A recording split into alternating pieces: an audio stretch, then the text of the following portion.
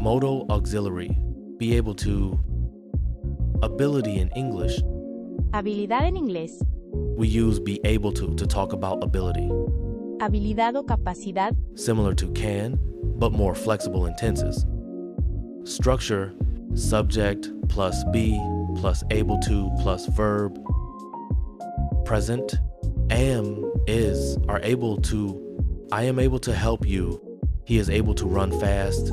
Negative, I am not able to help. Question, are you able to help? Past. With slash were able to. I was able to finish the exam. They were able to arrive on time. Negative. I was not able to finish. Question. Were you able to finish?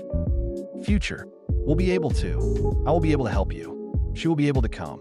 Negative. I won't be able to help. Question. Will you be able to come?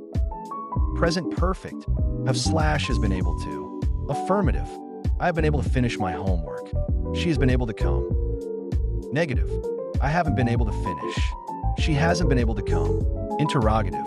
Have you been able to finish? Has she been able to come? Past perfect. Have been able to. Affirmative. I have been able to solve the problem. Negative. I hadn't been able to solve it. Interrogative. Had you been able to solve it? Future perfect. Will have been able to. Affirmative. I will have been able to finish by tomorrow. Negative. I won't have been able to finish. Interrogative. Will you have been able to finish? Be able to versus can could. Be able to. Se usa para expresar habilidad. Igual que Can why could. Can present. Could. pasado. Son más informales. Be able to.